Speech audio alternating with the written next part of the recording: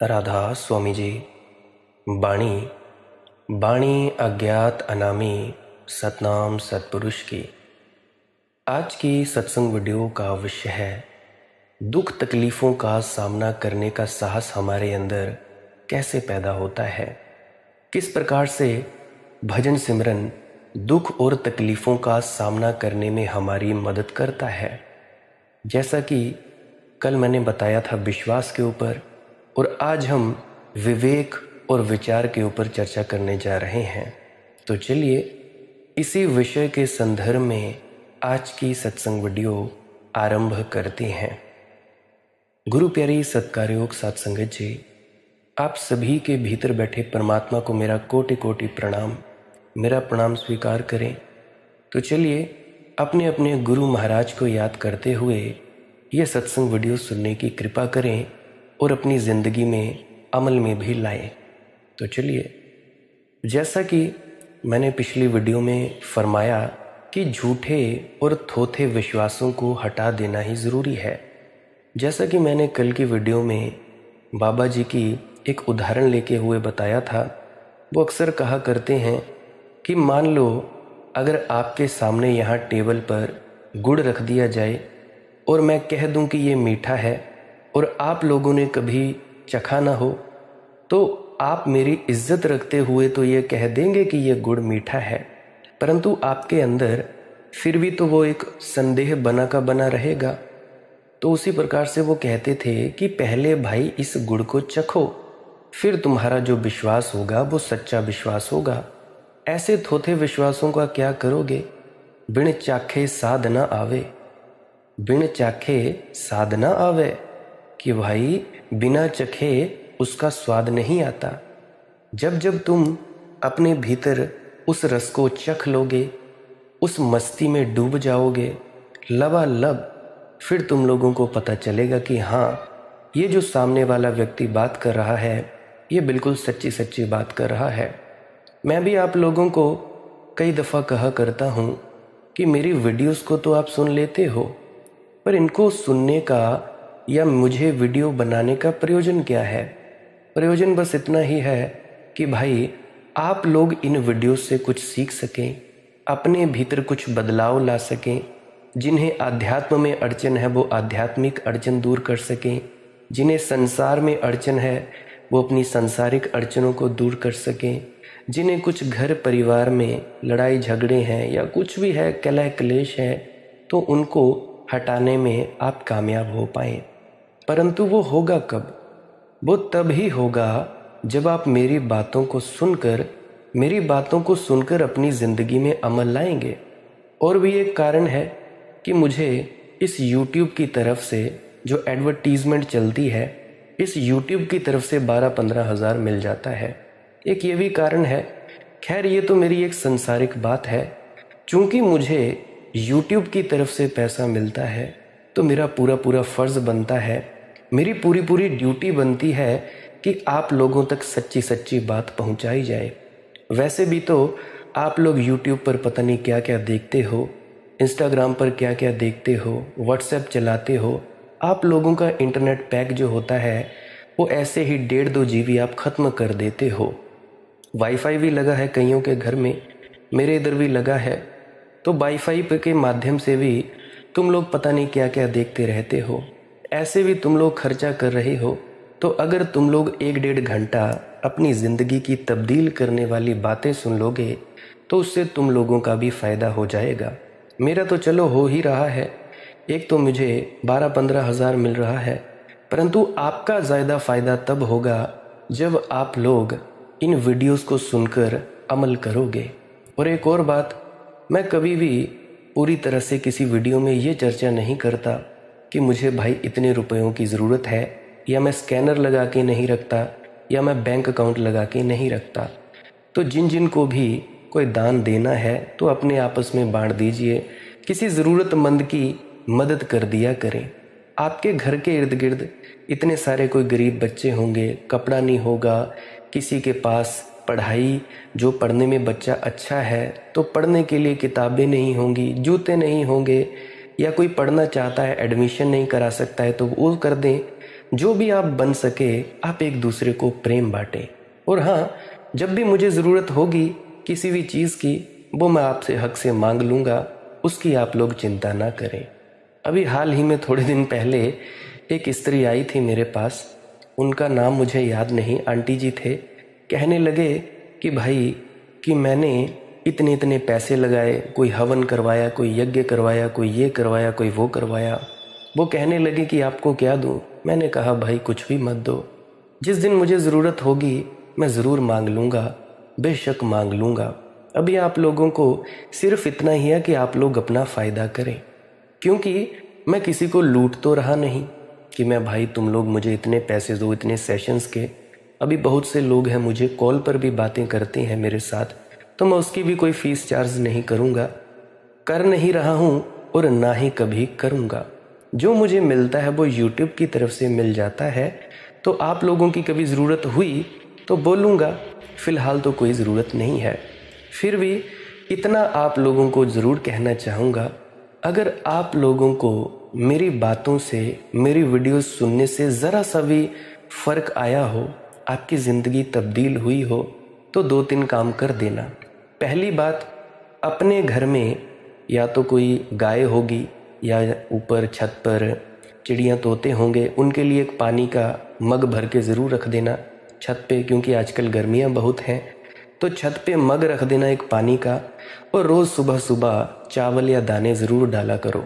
छत पे डालो, आंगन में डालो, जहाँ डाल सकते हो डालो। देने से मतलब है गाय को ज़रूर रोटी खिलाओ, भैंस को खिलानी उसको खिलाओ, वो भी मालिक का जीव है।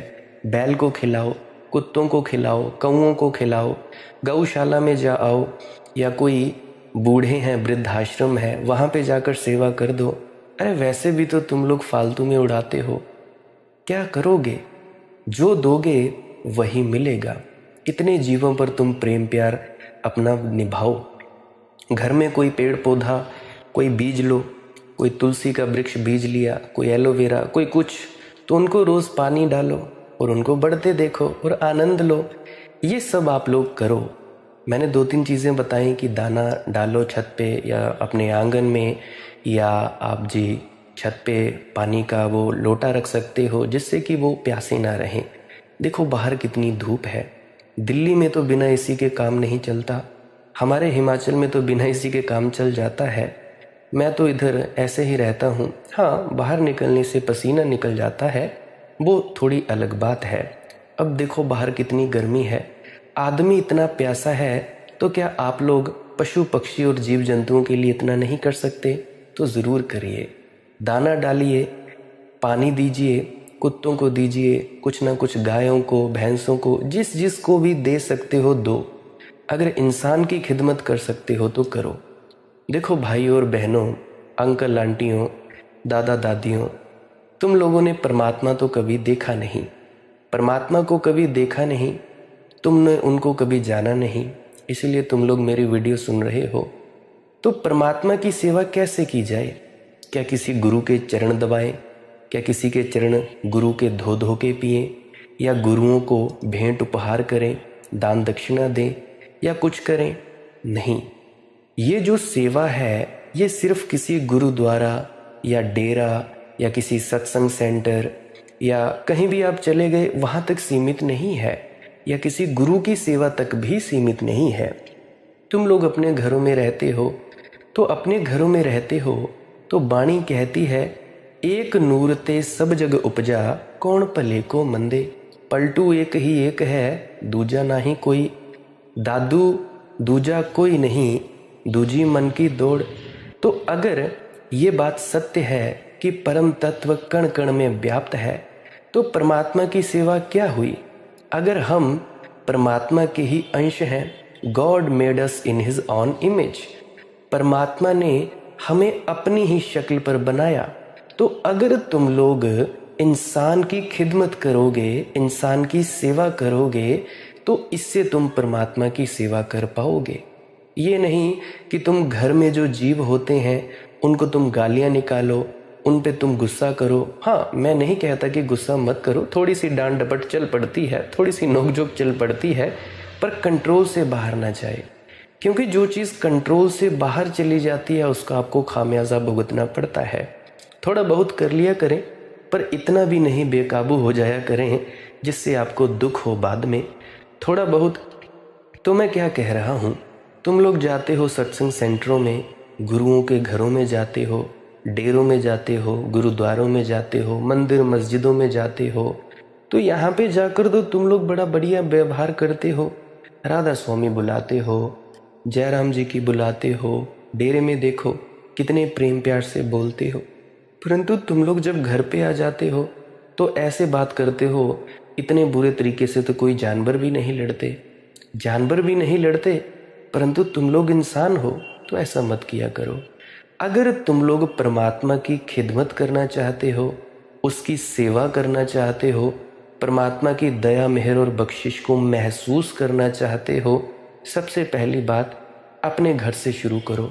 कोई पति है अपनी पत्नी से प्रेम से पेश आए, कोई पत्नी है अपने पति से प्रेम से पेश आए, चाहे जैसा मर्जी हो, चाहे उसको पता भी ना हो, तुम तो शुरुआत करो। चाहे तुम लोगों की जो सासू माएँ हैं वो तंग करती हैं, तुम बस पाँव पड़ जाना। कितनी देर तंग करेंगी, ज़्यादा देर नहीं तंग कर पाएंगी। प्रेम के आगे सब बेवश हो जाते हैं।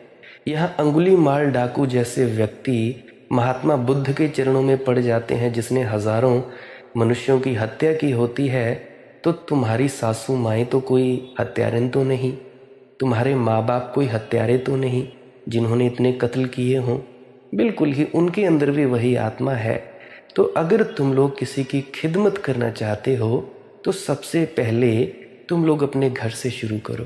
बच्चे हैं अपने माता पिता की सेवा करें, माता पिता अपने बच्चों को देखें, बूढ़ों को देखें।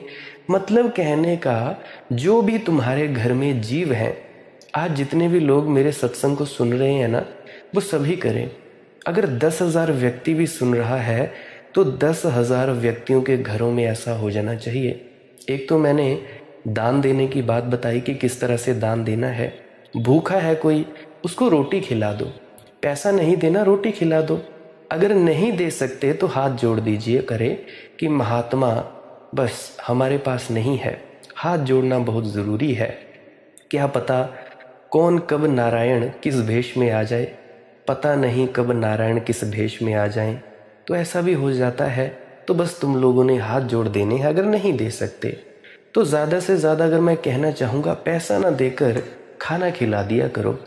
क्योंकि जो सच्चे साधु होंगे, जो सच्चे साधुत्व की तरफ बढ़ रहे होंगे, तो वो व्यक्ति सिर्फ खाना ही मांगेंगे, उनको किसी चीज़ की ज़रूरत नहीं होगी। पैसे मांगेंगे तो वो कहेंगे कि पैसे के बदले ये ले दो। तो बस अगर तुम लोगों को डर है कि वो व्यक्ति शराब पिएगा, नशा करेगा, ये करेगा, तो तुम लोग ये कर दिया करो। और उसके बाद मैंने क्या कहा, अपने घर में प्रेम प्यार बनाए रखो। प्रेम प्यार बनाओगे, तुम्हारा घर स्वर्ग के जैसा हो जाएगा। जैसे कहा जाता है ना, डेरे को स्वर्ग। तुम लोग जाते होंगे सभी अपने अपने गुरु महाराज के घर पे, जो तुम्हारे होंगे, तो जैसे उस जगह को स्वर्ग कहा जाता है, अगर तुम अपने घरों में भी प्रेम प्यार से रहोगे, तुम्हारा घर भी स्वर्ग जैसा हो जाएगा। तुम लोगों की शिकायत होती है माहौल नहीं बनता जी, तो माहौल तो तुम ही बनाने वाले हो। तो 10,000 लोग मुझे सुन रहे हो, अगर 10,000 के 10,000 लोग अपने घरों में शांति से रहेंगे, अपने घरों में प्रेम प्यार पैदा करेंगे, तो तुम क्या सोचते हो कि ये संसार नहीं बदलेगा? 10,000 लोग अपने घरों में अगर प्रेम प्यार से रहेंगे, यानी 10,000 घर, चलो 10,000 छोड़ो, 5,000 घर अपने अंदर बदल जाएंगे। तो उन 5,000 घरों के जरिए समाज बनता है। समाज बदल जाएगा। उस समाज से धीरे धीरे लोगों को पता लगेगा कि भाई ये तो बड़े प्रेम पूर्ण हैं, ये तो बड़े अच्छे व्यक्ति हैं। तो तुम्हारे कारण उनमें भी बदलाव होगा। एक व्यक्ति भी अगर इसकी शुरुआत कर दे तो भाई तुम लोगों की ज़िंदगियां तब्दील हो सकती हैं। आज मैं बहुत सी खबरें सुनता हूँ, कोई मुझे बताता है, कोई इंस्टाग्राम पर देखता हूँ, कोई यूट्यूब पे देखता हूँ, कोई गूगल पे देखता हूँ। बोलते हैं दुनिया का अंत होने वाला है, ये होने वाला है, वो होने वाला है। देखो भाई, दुनिया तुम ही से बनी है। अब देखो, एक कमरे के अंदर बैठकर तुम लोगों को उपदेश करता फिरता हूँ। अगर मेरे घर में ये बदलाव ना आया होता तो तुम लोगों को क्या बताता? अगर मेरी शादी ना हुई होती तो तुम शादीशुदा लोगों को क्या सलाह दे पाता? अगर मुझे कुछ नहीं हुआ होता अनुभव तो तुम लोगों को क्या ही बताता? क्योंकि सबसे पहले जो बात होती है बदलाव की वो अपने घर से होती है। Charity begins at home. जो सबसे बढ़िया चीज़ होती है दया मेहर करने की, देखो अगर तुम लोग दया मेहर चाहते हो तो दया करना शुरू कर दो।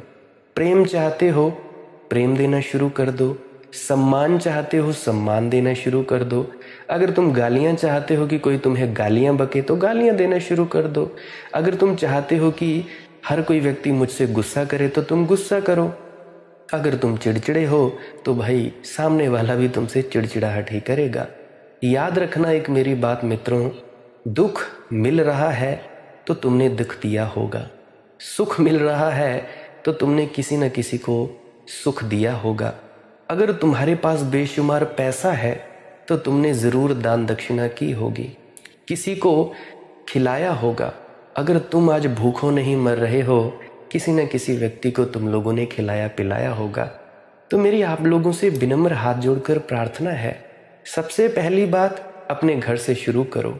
जैसा तुम डेरे में रहते हो ऐसे ही अपने घर पे रहो। देखो डेरे को तुम अपने घर पे लेके आओगे, तुम्हारी वजह से तुम्हारे गुरुओं की इज्जत बननी चाहिए। कोई पूछे कि भाई ये किसका शिष्य है, तुम कहोगे या कोई कहेगा कि हाँ ये फलाने गुरु का शिष्य है। देखो कितनी बड़ाई होती है, कितनी बड़ाई होती है गुरु की। इससे बड़ी बड़ाई क्या हो सकती है? परंतु अगर तुम लोग के सामने कोई तुम्हारे गुरु को गाली निकाल दे, तुम लोग लड़ने झगड़ने लग जाते हो। क्या पता कोई परीक्षा ले रहा है, क्या पता कोई तुम लोगों की जो सहनशीलता है उसकी परीक्षा ले रहा है। क्या पता कोई देखे कि भाई जैसा तुम्हारा गुरु है वैसे तुम हो, जैसा तुम्हारे गुरु का उपदेश है क्या वैसे तुम हो। तो भाई कोई परख भी ले सकता है, ये बात कभी मत सोचना। तो भाई तुम लोगों से तुम्हारे गुरु पर उंगली उठेगी। जैसा तुम डेरों में रहते हो प्रेम प्यार से, वैसा तुम घर पे रहो। ऐसे रहोगे फिर तुम लोगों का फायदा होगा, नहीं तो क्या फायदा। तो किसी के भी दिल में दान दक्षिणा देने का कोई दिल उठे, अपने इधर उधर प्रेम प्यार बांटो, पक्षियों को खिलाओ, कीड़े मकोड़ों को खिलाओ, जो चींटियाँ होती हैं उनको दाने डाल कर आओ, दाल डाल कर आए, कुछ भी कराओ यार, मछलियों को आटा दे आओ, कुछ भी करो। फिर उसके बाद इंसानों पर आ जाओ, इंसानों की खिदमत करो। कोई बूढ़ा है उसकी सेवा करो, कोई पानी है, आजकल तो बूढ़े बहुत से हैं मरे जा रहे हैं, तो भाई बूढ़े जो मरने के कगार पर हैं उनको सेवा करो। तो याद रखना मेरी बात मित्रों, अगर तुम लोगों ने सेवा की है तो ही सेवा तुम्हारी होगी, ये बात मेरी याद रखना। मुझे मेरे फुफ्फड़ जी की बात याद आ रही है, जो मेरे बड़े थे वो अपने पिताजी की बहुत खिदमत किया करते थे, और आज उनका जो सबसे छोटा बेटा है वो अपने पिता की खिदमत करता है। तो वो बताया करते थे, मेरे फूफा जी के जो बड़े हैं उनके सबसे छोटे बेटे का नाम है लवली, उनसे छोटी एक और बेटी है। तो वो बताया करते थे कि लवली, मैं भी वहाँ पे बैठा था, बताया करते थे कि लवली मैं अपने पिताजी को ऐसे किया करता था, ऐसे ऐसे उनकी खिदमत किया करता था, और उसी वजह से आज तू मेरी कर रहा है। आज तू मेरी कर रहा है, कल को तेरे बच्चे भी ऐसे ही करेंगे। याद रखना, अगर तुम लोगों के बच्चे तुम्हारे साथ दुर्व्यवहार कर रहे हैं तो तुमने भी अपने माता पिता के साथ दुर्व्यवहार किया होगा। देखो है तो सब कर्मों का ही खेल ना। तुम लोग भूल गए मिर्ची का बीज बोकर, तो तुम लोग भूल गए और 5 सालों के बाद तुम्हें मिर्ची खानी पड़ रही है, फिर तुम रोते चिल्लाते हो पता नहीं कौन से कर्म का फल है। तुम भूल गए, पर तुम्हारे अंदर जो कंप्यूटर फीड है, जो हर वक्त तुम्हारी एक एक गतिविधि को नोट कर रहा है, वो तो नहीं भूला। सच कहूँ तो तुम ही खुद को दुख देते हो, तुम ही खुद को कर्म का फल देते हो।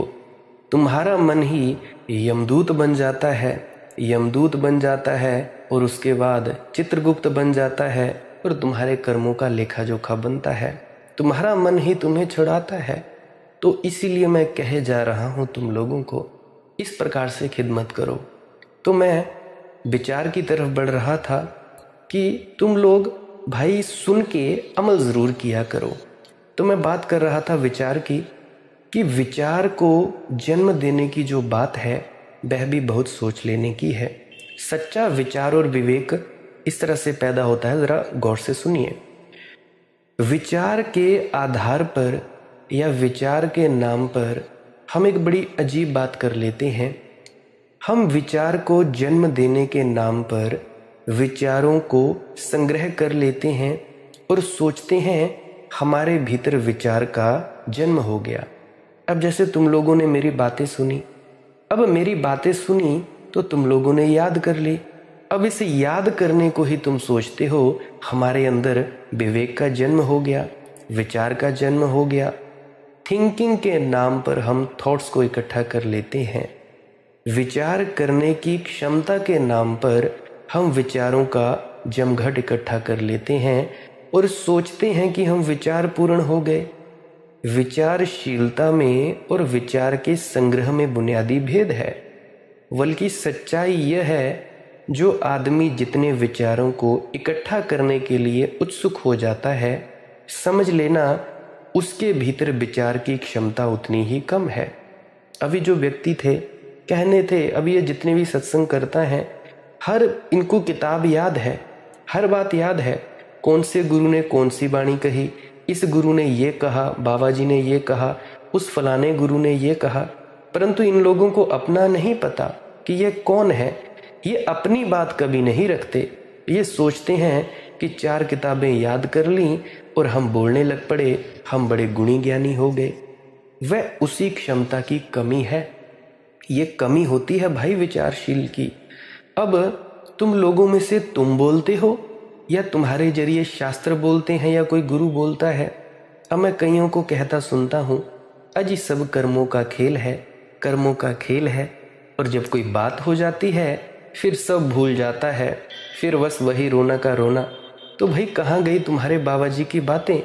अगर तुम लोग कहते हो कर्मों का खेल है, बाबा जी तो कहते हैं कि भाई तुम सहनशील रहो, तुम शीलता रखो, संतोष रखो। अगर कोई मुझे बुरा कहता है तो भाई तुम दूर हट जाओ। तो तुम्हारी ये बातें कहाँ जाती हैं? तुम कहते हो बाबा जी ये कहते हैं, बाबा जी वो कहते हैं, हमारे गुरु तो ये कहते हैं, वो कहते हैं। अरे भाई कहते तो वो बहुत कुछ है, तुमने किया क्या? तुम लोगों ने अमल कितना किया?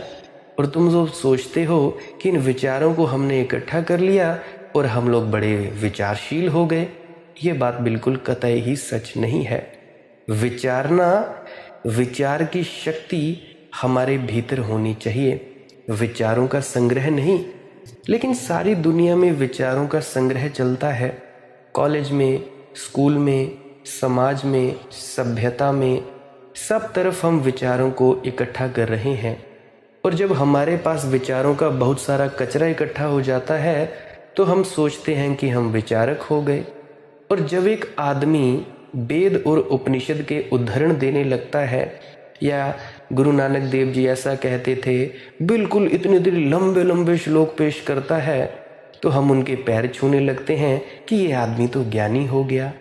ये सारे उद्धरण, ये वेद, ये उपनिषद, ये गीता, ये बाइबल, ये राधा स्वामी सत्संग व्यास की पुस्तकें, ये गुरु नानक देव जी की वाणी, ये सारे शास्त्र, ये महाराज चरण सिंह जी की वाणी, ये बाबा गुरिंदर सिंह जी की वाणी, और इन सब का जो स्मरण है एक बिल्कुल यांत्रिक प्रक्रिया है। याद कर लिया तुम लोगों ने, ये तो एक मशीन भी याद कर लेती है। आज YouTube पर न जाने कितने ही सत्संग दर्ज हो चुके हैं, तो इसका क्या मतलब कि YouTube ज्ञानी हो गया? देखो भाई, इससे ज्ञान का और विचार का कोई संबंध नहीं है। शायद आपको पता ना हो, अब तो यांत्रिक मस्तिष्क बन गए हैं, आर्टिफिशियल इंटेलिजेंस, और आदमी के मन की स्मृति पर निर्भर रहने की अब कोई ज़रूरत नहीं है।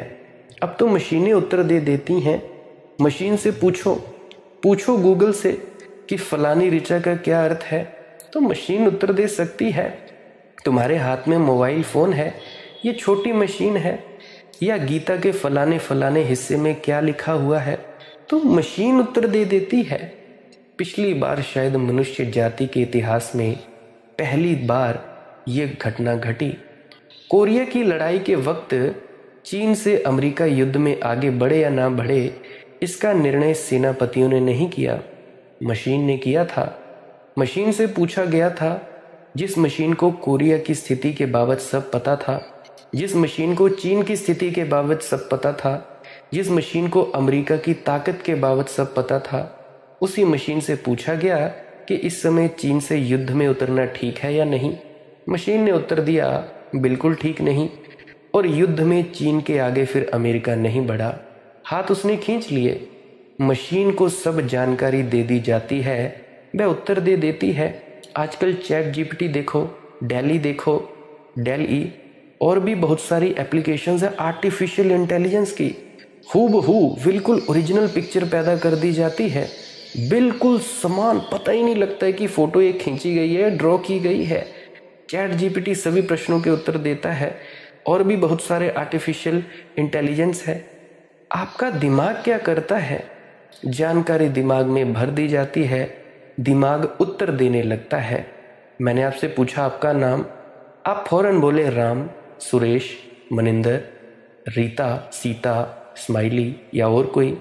आप सोचते हैं आपने ये बहुत विचारपूर्ण काम किया।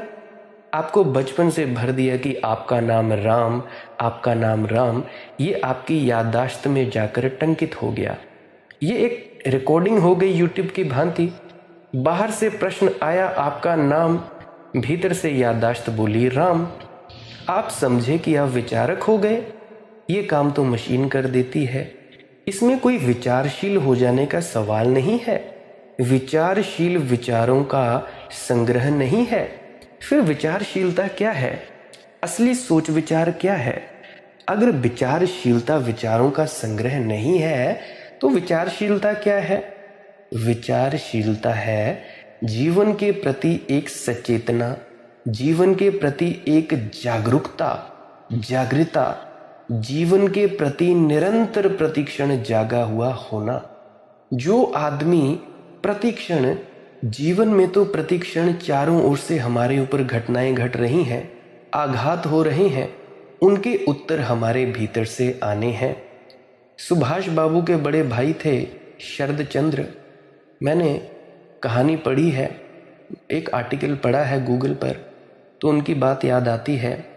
तो जो शरद चंद्र थे वह ट्रेन में सफ़र करते थे, बाथरूम में स्नान करने को गए। सांझ का वक्त, अंधेरा हो गया। वह स्नान करते थे, उनकी कीमती घड़ी हाथ से छूट गई और संडास के रास्ते नीचे ट्रेन से गिर गई। बाहर आए, उन्होंने चेन खींची, गाड़ी रुकी, लेकिन रुकते रुकते तो कोई 1 मील का फासला तय हो गया। अंधेरी रात, ड्राइवर और कंडक्टर ने और गार्ड ने कहा, बहुत मुश्किल है आपकी घड़ी को खोजना।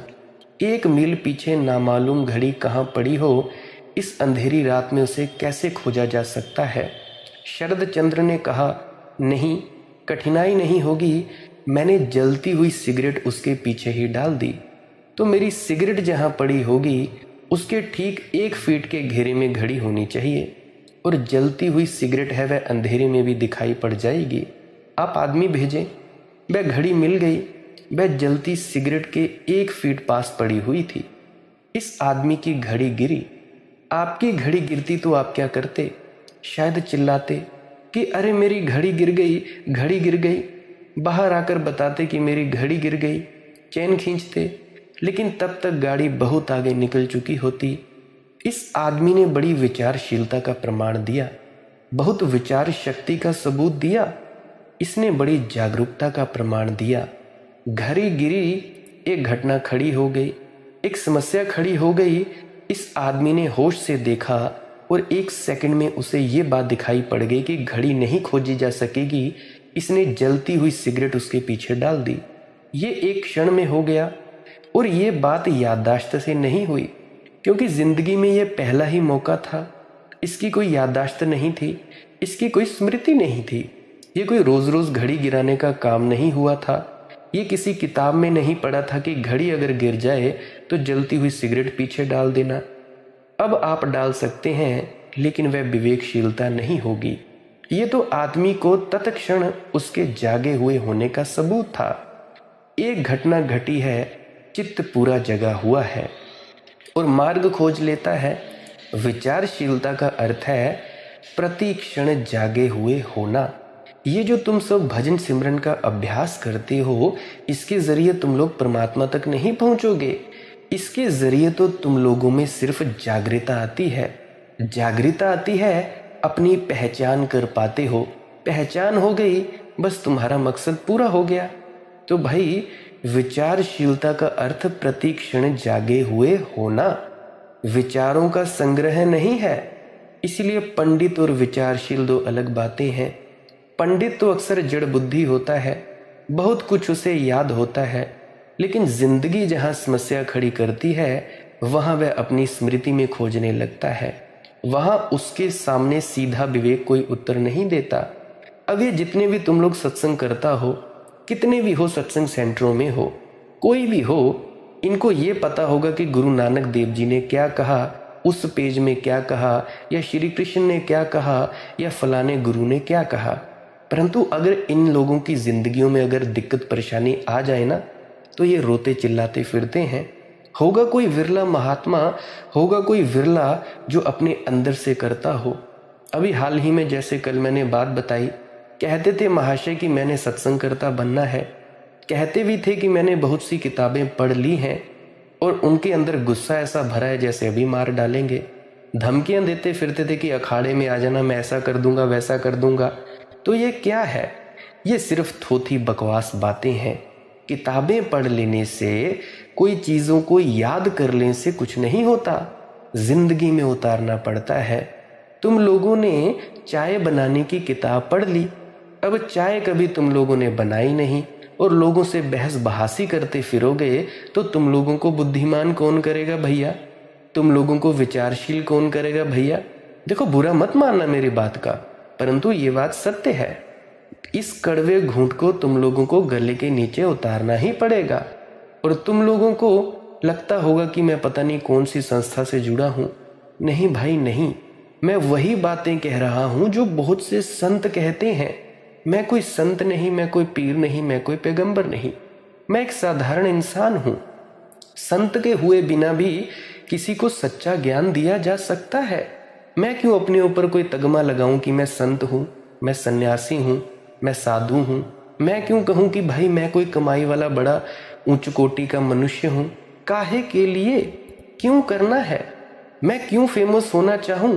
क्यों अपनी शक्ल दिखाना चाहूं? काहे के लिए? और इन सब से होगा क्या? कुछ भी नहीं होगा। ये संसार वैसा ही है जैसा इसको होना चाहिए, सतत प्रवाह, और कोई कारण नहीं है। अकारण ही ये संसार है। अपने ढंग से, अपनी अपनी ढंग से हर कोई काम कर रहा है। ये पूरे संसार का मालिक एक है। तुम सब भी मालिक हो, तो मुझे क्या लेना देना है? जिसको मालिक मिल जाए, मालिक होना मिल जाए, फिर वो परमात्मा का क्या करेगा, मोक्ष सचखंड का क्या करेगा, निर्वाण का क्या करेगा, बैकुंठ धाम का क्या करेगा, ये राधा कृष्णा धाम का क्या करेगा, शिवलोक का क्या करेगा? अरे भाई, कुछ नहीं चाहिए। जिसे कुछ चाहिए नहीं और ये भी नहीं पता कि वो चाहता भी क्या है और क्या नहीं चाहता, उसको तुम क्या करोगे? कुछ भी नहीं। तो भाई, मुझे कोई लेना देना नहीं है, कोई अंतर नहीं पड़ता कि तुम क्या कहते हो क्या नहीं कहते हो। बस जो बोलना है वो अस्तित्व बोल रहा है, वो परम तत्व बोल रहा है। मुझे तो ये भी पता नहीं कि वो क्यों बोलता है, काहे के लिए बोलता है, ज़रूरत क्या है। कभी कभी तो मैं यही सोचता हूँ कि ज़रूरत क्या है। जिन्होंने सीखना हो सीख जाएंगे, जिन्होंने समझना हो समझ जाएंगे। मेरे बिना भी ये हो सकता है। अगर मैं ना भी होता यहाँ तब भी होता, तब भी बहुत कुछ होता। अगर ये बोलना नहीं भी शुरू करता ये मनदीप नाम का शरीर, तब भी सब कुछ होता। फर्क क्या पड़ता है? तुम लोग एक रेत के कण मात्र भी नहीं हो। इतना बड़ा ब्रह्मांड, लाखों करोड़ों अरबों खरबों गैलेक्सीज, इस गैलेक्सी में जिस तुम रहते हो इसको मिल्की वे गैलेक्सी कहा जाता है। बिल्कुल एक सुई की नोक से भी पतले लगती है ये पूरा ब्रह्मांड, उससे भी अनंत अनंत ब्रह्मांड है। तुम्हारी विसात क्या है भाई? कौन हो तुम? अभी गिर जाओगे, कौन जानेगा। इतने करोड़ों करोड़ों सूरज पूरी तरह से मिट जाते हैं, करोड़ों करोड़ों पृथ्वियां हर पल मिट रही हैं और हर पल बन रही हैं। एक एक सेकंड में करोड़ों करोड़ों अरबों खरबों पृथ्वियां मिट रही हैं और बन रही हैं, और तुम लोग कहते हो तुम जानते हो मैं कौन हूँ। मैं कांग्रेस का कार्यकर्ता, मैं केजरीवाल से संबंधित कार्यकर्ता, मैं आम आदमी पार्टी का, मैं पीएम हूँ, मैं सीएम हूँ, तुम जानते हो मैं कौन हूँ। मैं बीजेपी का मेंबर हूँ, मैं नरेंद्र मोदी का फैन हूँ, मैं इसका फैन हूँ, मैं उसका फैन हूँ। अरे भाई अभी लेट जाओगे ना जमीन पर, कुछ नहीं होगा, कुछ नहीं कर पाओगे। क्या है तुम्हारी औकात, मेरी क्या औकात है, कुछ भी नहीं। तो क्यों बनना साधु संत सन्यासी। अरे भाई फकीरी बहुत अच्छी, फकीरी में जो मज़ा है किसी चीज़ में नहीं है। एक बात मेरी याद रखना, फकीर सबको सब देता है, ब्रह्मा विष्णु महेश को उसका अपना स्थान देता है। जो चाहता है उसको वो देता है, जो अचाह करता है उसको अचाह देता है। शिव को शिव पद देता है, महेश को महेश पद देता है। जितने भी ये पूरा ब्रह्मांड है उसको वो पद देता है, परंतु अपने आप बस फकीरी मस्ती में रहता है। सभी को सब देता है। फकीरी बहुत बड़ी चीज़ है, फकीरी नाम पे मत जाना। फकीर होना बहुत मुश्किल, मुश्किल से भी मुश्किल बात कि भाई तुम लोगों तक बातों को पहुंचाना। क्या बात पहुंचाओगे, कैसे पहुंचाओगे। जिसको कहा नहीं जा सकता उसको कहने की मूर्खताएं करते हैं ये फकीर, और वही मूर्खताएं आज ये कर रहा है व्यक्ति जो आपसे अभी बात कर रहा है। क्या मूर्खता है, तुम लोग फिर भी बात तो समझते नहीं। जो समझेंगे वो समझेंगे, जो नहीं समझेंगे वो नहीं समझेंगे। खैर ये सब तो थी दूसरी बातें। मुझे बात याद आती है, एक बहुत बड़ा गणितज्ञ था जिसे गणित में सब कुछ, उस समय गणित में जो कुछ भी खोजें हुई थी सभी कुछ पता था। गणित का ऐसा कोई सवाल ना था जो वह हल न कर लेता। सारी जिंदगी उसकी गणित थी। वह अपने बच्चों को लेकर, अपनी पत्नी को लेकर पिकनिक पर गया। बीच में एक छोटा नाला पड़ा। उसकी पत्नी ने कहा, 5-6 बच्चे थे। उसने कहा कि बच्चों को ठीक से पार करा दो। उसने कहा ठहरो, मैं एवरेज गहराई नाप लेता हूँ, औसत गहराई का पता लगा लेता हूँ। वह अपना फुट अपने पास ही रखता था, जो फीता होता है, इंची टेप टाइप। उसने जल्दी से उसे लाकर, छोटा सा नाला था, उसको 4-6 जगह फीट को डालकर नापा। जल्दी से रेत पर आकर हिसाब लगाया। उसने कहा, बेफिक्र रहो, हमारे एवरेज बच्चा ऊंचा है गहराई से, एवरेज गहराई कम है, एवरेज बच्चा ऊंचा, आने दो। वह आगे चला गया। कोई बच्चा बड़ा था, कोई बच्चा छोटा था, कोई बहुत छोटा था। बच्चे डुबकी खाने लगे। उसकी पत्नी चिल्लाई कि बच्चे डूबते हैं। वह भागा उस पार जहां उसने हिसाब किया था रेत पर, कि कहीं कोई भूल तो नहीं हो गई। वह बच्चा डूबता रहा। वह गणितज्ञ भाग रेत के किनारे। ऐसा कैसे हो सकता है।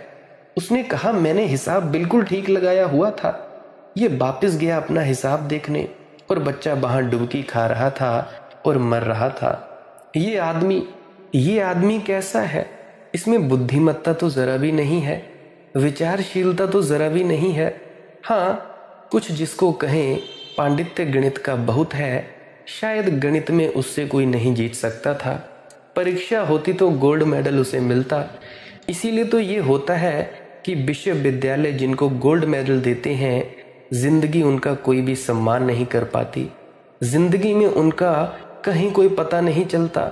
पंडित तो वे होते हैं, विचार का संग्रह खूब होता है, मंत्रों को रट लिया, वाणियों को रट लिया, हिसाब खूब होता है, लेकिन जिंदगी पांडित्य नहीं पूछती।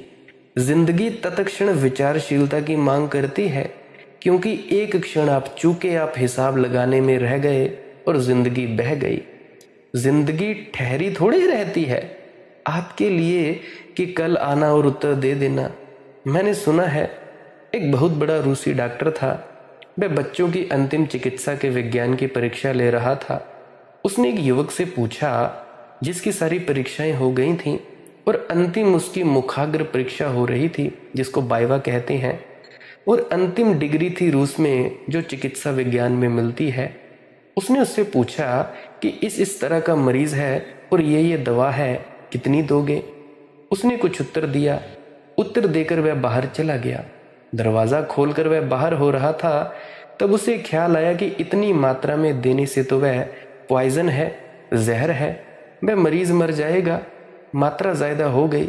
वह वापस लौटा और उसने कहा, माफ़ करिए, मैंने थोड़ा ज़्यादा बता दिया, आधी देंगे। उस डॉक्टर ने कहा, बाहर हो जाओ, मरीज़ मर चुका है। सवाल थोड़े ही है ये कोई, तुम दे चुके दवा, मरीज़ मर चुका, जिंदगी रुकी थोड़े रहेगी तुम्हारे लिए कि तुम फिर लौट कर आ गए और कहने लगे कि वह ज़रा ज़्यादा मात्रा हो गई, थोड़ा कम देंगे। ये विद्यार्थी असफल हो गया। उसके उस परीक्षक ने कहा कि मरीज़ मर चुका है, आप लौट जाइए, बात खत्म हुई। जिंदगी रुकती नहीं है। जिंदगी रुकती नहीं है तो इसका मतलब क्या हुआ?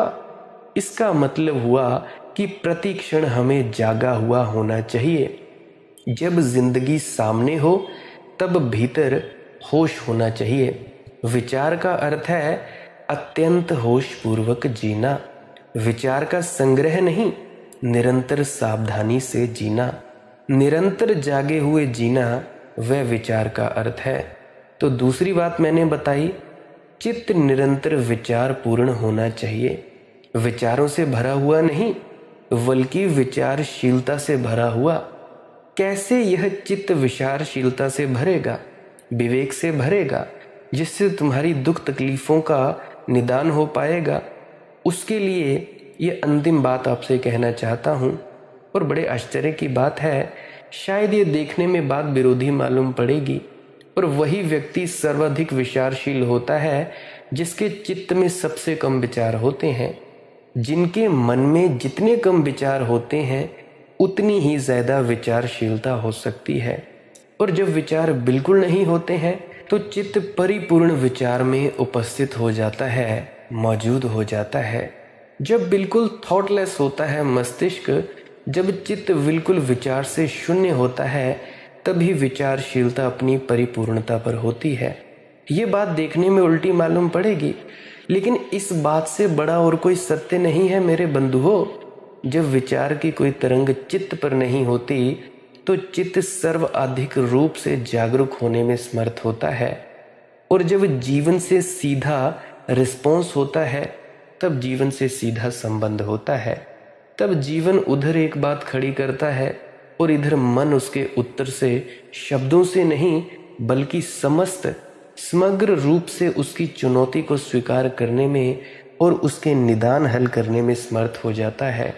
जैसे एक शीशा हो और इस शीशे के ऊपर अगर धूल पड़ी हो तो फिर शीशा बाहर जो है उसके प्रतिफलन में समर्थ नहीं रह जाता। धूल ना हो तो शीशे के सामने कुछ भी आ जाए, शीशा पूरा प्रतिफलन करता है। ऐसा ही चित्त जब विचार की धूल से बिल्कुल मुक्त होता है तो एक शीशा बन जाता है और जीवन को पूरे अर्थों में, पूरी सर्वांगीणता में प्रतिफलित करता है, रिफ्लेक्ट करता है।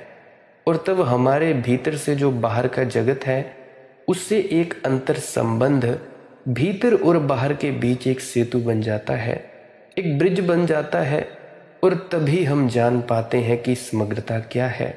समग्रता में ही सत्य है। तब हम व्यक्ति नहीं रह जाते। विचारों का घेरा हमें व्यक्ति बनाता है और निर्विचार की स्थिति हमें अव्यक्ति से जोड़ देती है। वह जो सबके भीतर छिपा है उससे एक कर देती है।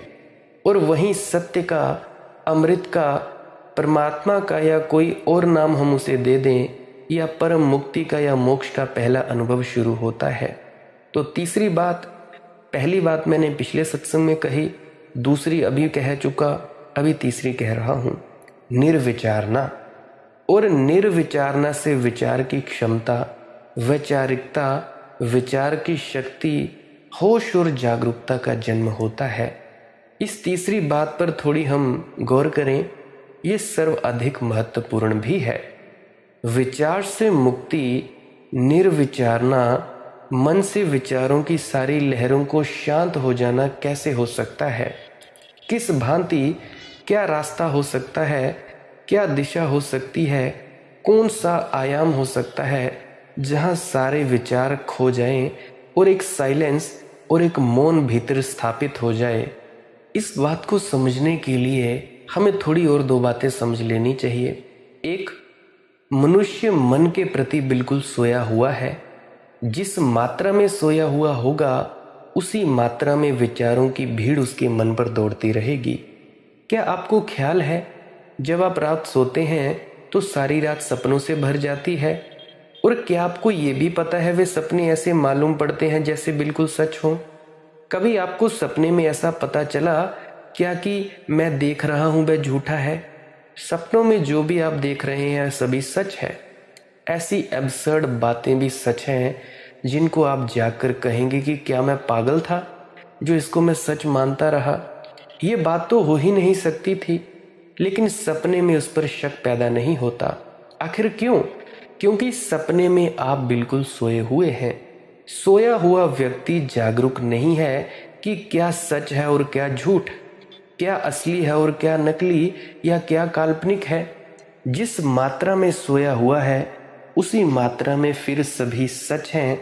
जो भी चल रहा है सभी सच हैं, और मन पर जो भी आ रहा है वह सभी ठीक प्रतीत होता है। लेकिन सुबह आप जागते हैं और जागते से हंसने लगते हैं कि ये सब क्या चला, ये सब सपने में क्या हुआ, मैं कहाँ कहाँ की यात्रा किया, कहाँ कहाँ गया और पड़ा हूँ अपने घर। ये सब झूठा था, ये सब कल्पना थी। अब ये आपको कैसे पता चला? ये बात आप सपने में भी तो मौजूद थे, तब पता क्यों नहीं चली? आप सोए हुए थे, अब आप जाग गए हैं। इतना फर्क पड़ गया है, और इस फर्क ने बुनियादी फर्क ला दिया। जो सपने सच मालूम होते थे वे झूठ मालूम होने लगे। लेकिन जिसे हमें जागरण कहते हैं वह भी पूरा जागरण नहीं है। एक और जागरण है, इससे भी ऊपर एक जागरण है। और जिस दिन वह जागरण किसी को उपलब्ध होता है उसी दिन जिस जिंदगी को हम इस जागने में सच समझे हुए थे, जिन विचारों को, जिन सपनों को, वे भी एकदम झूठे मालूम पड़ते हैं। तब ज्ञात होता है कि वह भी एक सपना था, वह भी एक सपने से ज्यादा नहीं था। और चूंकि हम सोए हुए थे इसलिए वह हमें सच मालूम पड़ रहा था, उसमें कोई सच्चाई न थी। चीन में एक बादशाह, एक ही लड़का था उसका। वह मरणशैया पर पड़ा था, बेड पे लेटा हुआ था, मरने वाला था। बूढ़ा बादशाह, एक ही लड़का, वह मरने के करीब था। चिकित्सक और डॉक्टर इनकार कर चुके कि बच नहीं सकेगा। वह रात भर उसके पास बैठा रहा। 2 रात बीत गई, तीसरी रात आ गई है, शायद आज सुबह नहीं हो सकेगी। लड़के की जिंदगी की ज्योति बुझी बुझी मालूम होती है। 3 दिन का जागा हुआ राजा, बूढ़ा व्यक्ति, वह उसकी खाट के ऊपर ही सिर रखकर सो गया। सोते ही उसने एक सपना देखा। उसने सपना देखा वह सारे जगत का सम्राट हो गया है। एक छोटे से राज्य का सम्राट था। सपने में देखा सारी पृथ्वी का राजा हो गया, सारी पृथ्वी उसके अंतर्गत है। चक्रवर्ती सम्राट हो गया है। 12 उसके लड़के हैं, बहुत सुंदर, बहुत युवा, बहुत सुंदर उसकी पत्नियां हैं। सब सुंदर है, सब सुखद है। और तभी वह जो सामने लड़का उसका सोया था, मरण सन्न वह मर गया। महल में रोना पीटना होने लगा। उसकी पत्नी आई, छाती पीटकर चिल्लाई कि उसकी नींद टूटी।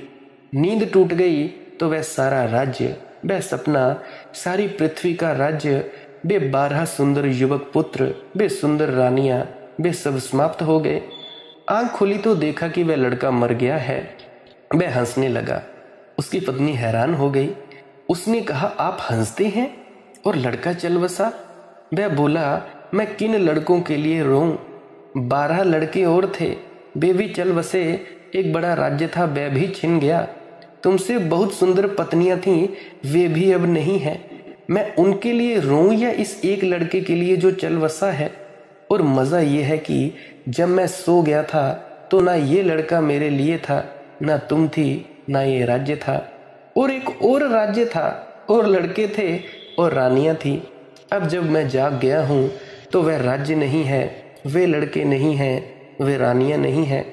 अब ये लड़का है और तुम हो। और रात में फिर सो जाऊंगा और फिर कोई दूसरे सपने में जाग जाऊंगा। उसने राजा ने कहा, मैं किसके लिए रोऊं ये समझ नहीं पा रहा हूं। इसलिए मुझे हंसी आ गई, क्योंकि जिंदगी में ये पहला मौका है कि मेरे सामने विकल्प खड़ा हुआ है कि मैं किसके लिए रोऊं। उन लड़कों के लिए जो बहुत सुंदर थे और 12 थे, उस राज्य के लिए जो बहुत बड़ा था, या इस लड़के के लिए जो एक था, अकेला था और इस छोटे से राज्य के लिए और तुम्हारे लिए किसके लिए रोऊं? एक और जागरण है जहां हम जिंदगी के विचारों के घिरे हुए जाल से और ऊपर उठते हैं। वह जागरण पैदा किया जा सकता है। जागने की निरंतर सतत प्रक्रिया से ही वह जागरण पैदा हो जाता है। हमने जागने की कभी कोई कोशिश नहीं की। कभी आकस्मिक जागने के कोई क्षण आते हैं। आप रास्ते में आते हो, जाते हो, कोई छुरा लेकर आपके सामने खड़ा हो जाए, एक क्षण को आपके भीतर एक अवेकनिंग पैदा होगी। एक क्षण को आप पूरी तरह जाग जाएंगे, जैसी सारी नींद टूट गई, सारे विचार खत्म हो जाएंगे, सारे सपने छिन्न भिन्न हो जाएंगे। सिर्फ एक तथ्य सामने खड़ा रह जाएगा और आपकी चेतना एक शीशा बन जाएगी एक क्षण को। फिर बात खत्म हो जाएगी। कोई घर में मर जाएगा, कोई बहुत प्रियजन, उसकी मृत्यु एक चोट कर देगी और भीतर एक जागरण फलित होगा। एक क्षण को आप ठिठक कर रह जाएंगे और फिर सब विलीन हो जाएगा। जिंदगी में कभी कभी किन्हीं क्षणों में जागरण पैदा होता है, लेकिन इस जागरण को सतत सावधानी से भीतर जगाया जा सकता है। चलते उठते बैठते ये पैदा किया जा सकता है। एक छोटी सी घटना कहूँ, उससे मेरी ये बात आपके सामने समझ में आ जाएगी। जापान में एक राजकुमार को उसके गुरु ने घर भेजा गया था जागरण सीखने के लिए। और जिसके पास भेजा गया था वह बड़ा अजीब गुरु था, जैसे कि सभी होते ही हैं। उसने अपने घर के सामने तख्ती लगा रखी थी कि यहाँ तलवार चलानी सिखाई जाती है। राजकुमार बहुत हैरान हुआ। अपने पिता पर उसको हंसी आई। किस गुरु के पास भेजा है जो तलवार चलाना सिखाता है? जागरण से इसका क्या संबंध? उस गुरु के पास गया। उस गुरु ने कहा, आए हो ठीक, लेकिन जल्दी मत करना। जो हम सिखाते हैं वह जल्दी नहीं सीखा जा सकता। और अब तुम मुझसे ये भी मत कहना कभी कि कब सिखाना शुरू करेंगे, कब पाठ शुरू होगा। वह जब मुझे मर्जी आएगी तब पाठ शुरू हो जाएगा। राजकुमार रहा। कुछ दिन बीते। एक दिन अचानक पीछे से गुरु ने आकर लकड़ी की तलवार से उसके सिर के ऊपर हमला कर दिया। वह तो घबरा ही गया कि ये क्या हो रहा है, ये कैसा पाठ हो रहा है। वह चौंक कर खड़ा हो गया और उसके सिर में चोट आ गई। उसने कहा, आप ये क्या करते हैं? आपका दिमाग तो ठीक है। उस गुरु ने कहा, बच्चा, पाठ शुरू कर दिया गया है। अब कभी भी किसी भी वक्त में हमला कर दूंगा। तुम्हें तैयार रहना पड़ेगा। तुम होश में रहना। कोई भी वक्त तुम खाना खा रहे हो और हमला हो सकता है। तुम किताब पढ़ रहे हो, हमला हो सकता है। तुम नहा रहे हो, हमला हो सकता है। कोई भी क्षण अब तुम्हारी शिक्षा शुरू हो रही है। ये बड़ी अजीब बात थी और बड़ी अजीब शिक्षा थी। रोज दिन में 10-5 दफा हमला होने लगा। हड्डी पसली उसे लड़के की चोट खाने लगी। राजकुमार था, कभी ऐसी चोटें खाई नहीं थी। ना मालूम कब कुछ भी काम करता हो और पीछे हमला हो जाता। लेकिन एक सप्ताह में ही उसे एक नई बात का अनुभव हुआ। भीतर एक तरह की सावधानी तैयार होने लगी। 24 घंटे जैसे भीतर कोई सचेत रहने लगा, सतर्क रहने लगा। होता है हमला, अभी हो सकता है, कभी भी हो सकता है, कोई भी क्षण हमला बन सकता है। 1 महीना बीतते बीतते तो वह हैरान हो गया। उसके भीतर कोई बलशाली चेतना खड़ी हो गई। हमला होता था और हमले के साथ ही उसका हाथ अनजाने उठ जाता, हमले को रोक लेता। अब चोट खानी मुश्किल हो गई थी। जैसा अपने आप सारा शरीर, सारी चेतना हमले से बचाव करने लगी थी। वह काम कर रहा है और पीछे से हमला होता है और हाथ उड़ जाएगा और हमला रोक लिया जाएगा। 1 महीने तक सतत सावधानी का ये परिणाम हो जाना स्वाभाविक था। 3 महीने बीत गए। अब गुरु को चोट पहुंचानी कठिन हो गई थी। कैसी भी असावधानी के क्षण में हमला किया जाए, सारा शरीर, सारा प्राण रक्षा कर लेता था। 3 महीने बाद गुरु ने कहा, अब सोते में भी सावधान रहना। नींद में भी हमला किया जा सकता है। ये और कठिनाई थी। जागते तो जागते ठीक था, नींद में हमला होगा। और नींद में हमले होने शुरू हो गए। और राजकुमार सो रहा है और कभी भी रात में 2-4 बार गुरु हमला कर देगा। पहले तो उसे बड़ी मुश्किल हुई। चोट फिर पड़ने लगी शरीर पर, लेकिन चेतना 1 ही महीने में और गहरी हो गई। नींद में भी कोई जैसे बोध भीतर मौजूद रहने लगा कि हमला हो सकता है। एक माँ होती है, बच्चा रोता है, घर भर के लोगों को पता नहीं चलता, उसका हाथ चला जाता है और बच्चे को समझा देता है, सुला देता है। शायद उसे भी पता नहीं, लेकिन कोई भीतर एक सावधानी चल रही है। ऐसी ही सावधानी मेरी पत्नी को है। जैसे ही बेड से उठा, गहरी से गहरी नींद में होती है, आंख उसकी खुल जाती है कि ये बाहर को गया, ये भीतर आया। पता नहीं उसके भीतर भी ऐसी चेतना है, उसको भी पता नहीं है, परंतु एक सावधानी चल रही है। हम इतने लोग सब सो जाएं आज रात और एक आदमी आए और कहे राम राम, सारे लोग सोए रहेंगे। जिनका नाम राम है वह आंख खोलकर कहेगा क्या बात है, कौन बुलाता है। सबके कानों में आवाज पड़ जाएगी राम की, लेकिन बाकी की राम के प्रति कोई सावधानी नहीं है। उस आदमी की है। राम के प्रति उसकी सावधानी है तो नींद में भी एक चेतना काम करेगी। तो 1 महीना बीते बीते नींद में भी हमले से रक्षा होने लगी। नींद में भी वह हाथ उठ जाता, नींद में भी वह बचाव कर लेता, सोता हुआ। 3 महीने बीत गए, पूरे 6 महीने बीत गए थे। अब तो बड़ी अजीब बात हो गई थी। हमले की तो बात दूर, गुरु की पाँव की ध्वनि भी सुनाई पड़ जाती कि गुरु आ रहे हैं। गुरु आ रहा है इसका भी पता चल जाता, हमला करना तो बहुत दूर। साल बीत गया। उस युवक को अब चोट पहुंचाना कठिन था। एक दिन झाड़ के नीचे बैठे उसे ख्याल आया कि ये बूढ़ा मुझे काफ़ी चोटें पहुंचा चुका, मैंने कभी ख्याल ही नहीं किया। आज मैं भी तो इस पर हमला करके देखूं, ये भी सावधान है या मुझे ही सावधान बनाए चला जा रहा है। दूर उसका गुरु बैठा था, दूर दरख्त के नीचे। वहीं से गुरु बोला, ठहर ठहर भाई, मैं बूढ़ा आदमी हूँ, हमला मत कर देना। अभी तो ये बैठा सोच ही रहा था, उसने कहा ठहर ठहर। मैं बहुत हैरान हो गया। उसने कहा मैंने तो सिर्फ सोचा भर है, अभी हमला किया कहाँ। गुरु ने कहा और थोड़े दिन ठहर, जब और तेरी सावधानी बढ़ेगी तो पग ध्वनि नहीं, विचार की भी ध्वनियाँ भी सुनाई पड़नी शुरू हो जाएंगी। वे भी सूक्ष्म तरंगे हैं, जो उतना सावधान होगा वह उनके प्रति भी जाग जाता है। वह सावधानी में दीक्षित होकर वापस लौटा।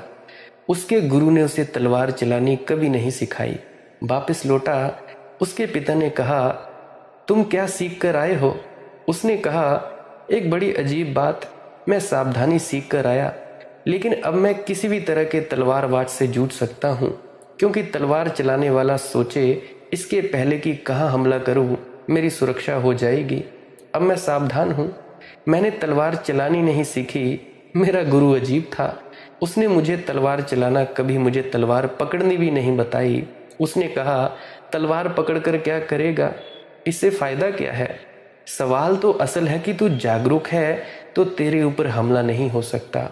हमले के पहले तेरी चेतना बचाव कर लेगी, तू तैयार है। जीवन में हम सब भी अगर सावधानी से चलना, उठना, बैठना, सोना ये सब करने लगे तो कोई तलवार चलानी सीखने की किसी गुरु के पास जाने की ज़रूरत नहीं है। अगर हम उठते बैठते सावधानी का प्रयोग करने लगे, जैसे हमेशा सचेत रहने लगे, जैसे हमेशा इस बात का हमेशा याद बना रहने लगे कि मैं क्या कह रहा हूँ, कैसे उठ रहा हूँ, कैसे बैठ रहा हूँ, कैसे चल रहा हूँ, एक एक कदम, एक एक सांस हमारी होश से चलने लगे, हम उसके प्रति जागे रहने लगे, तो भीतर एक जागरूकता का जन्म निश्चित हो जाता है। यही जागरूकता पैदा होती है भजन सिमरन में, और ये जागरूकता एक अद्भुत परिणाम लाती है। इस जागरूकता के पैदा होते ही विचारों की भीड़ विदा हो जाती है, सपनों की भीड़ विदा हो जाती है। एक नया जागरण खड़ा हमने, जिस चेतना के सामने कोई विचार नहीं टिकता, मन एकदम मौन और शांत हो जाता है। एक साइलेंस, एक मौन, एक शांति उत्पन्न होगी। इसी शांति में, इसी मौन में जाना जा सकता है वह जो है, पहचाना जा सकता है वह जो सत्य है, पहचाना जा सकता है वह जो प्राणों का प्राण है। इसी शांति में, इसी मौन में, इसी जागरूकता में जीवन का अर्थ और कृतार्थता उपलब्ध होगी। मृत्यु के बाहर पहुंचा जाता है मनुष्य, दुख और पीड़ा के ऊपर उठ जाता है और पहली बार परिचित होता है आनंद से। उस आनंद का नाम ही प्रभु है। उस आनंद तक प्रत्येक के लिए जाने का मार्ग है, लेकिन कोई दूसरे का बनाया हुआ मार्ग किसी दूसरे के काम नहीं आ सकता। खुद का मार्ग ही, खुद की जागरूकता का मार्ग ही प्रत्येक को निर्मित करना होता है। मैंने ये छोटी सी बातें कही, अगर आप इन बातों को विचार करेंगे, देखेंगे और थोड़ा प्रयोग करेंगे तो वह जागरूकता का मार्ग अपना आपका बनना शुरू हो जाएगा। और छोटी सी भी जागरूकता पैदा हो जाए, एक आदमी के हाथ में छोटा सा मिट्टी का दिया भी मिल जाए और घनी अमावस की रात हो, अंधेरी और काली उस छोटे से दिए की ज्योत में वह हजारों मील की यात्रा कर सकता है। 4 कदम तक प्रकाश हो जाता है, वह 4 कदम चल लेता है, फिर और 4 कदम तक प्रकाश हो जाता है और वह हजारों मीलों की यात्रा कर लेता है। सारी पृथ्वी की यात्रा एक मिट्टी के दिए से की जा सकती है। अगर आपके भीतर छोटी सी ज्योति भी जागरूकता की जलनी शुरू हो जाए तो सारे परमात्मा की परिक्रमा की जा सकती है। और प्रत्येक मनुष्य करने में समर्थ है, करना चाहे तो। प्रत्येक मनुष्य मुक्त होने में समर्थ है, होना चाहे तो। प्रत्येक मनुष्य अपने पिंजरे के बाहर आ सकता है, लेकिन समझ ले ठीक से कि कहीं वह खुद ही तो अपने पिंजरों के सींचों को पकड़े हुए नहीं है। ये बात समझनी बहुत ही ज़्यादा आवश्यक है। आज मैंने बहुत कुछ कह दिया। भजन सिमरन किया करें और श्वास क्रिया किया करें ताकि आप लोग जागरूक हो जाएं और अपने भीतर उतर जाएं। भजन सिमरन क्या है? सिमरन और भजन 2 अंग हैं। सिमरन है कुछ शब्दों का जाप करना जिसके ज़रिए आपको एकाग्रता प्राप्त होती है। एकाग्रता प्राप्त हो जाए तो उसके बाद दूसरा स्टेप शब्द धुन सुननी है, प्रकाश देखना है। उस वक्त शब्दों का जाप बंद कर देना है। किसी भी संत, सदगुरु, पीर के पैगंबर जो भी आपके गुरु हैं उस वक्त कोई किसी को याद नहीं करना है। बस शांत रहना है, मौन रहना है, कुछ नहीं करना। धुन सुने तो सुनो, नहीं सुने तो मत सुनो। प्रकाश दिखे तो दिखे, नहीं दिखे तो मत दिखे, उसकी आपने चिंता नहीं लेनी है। बस बैठे रहना है जैसा तुम बैठे हो। यह है भजन सिमरन।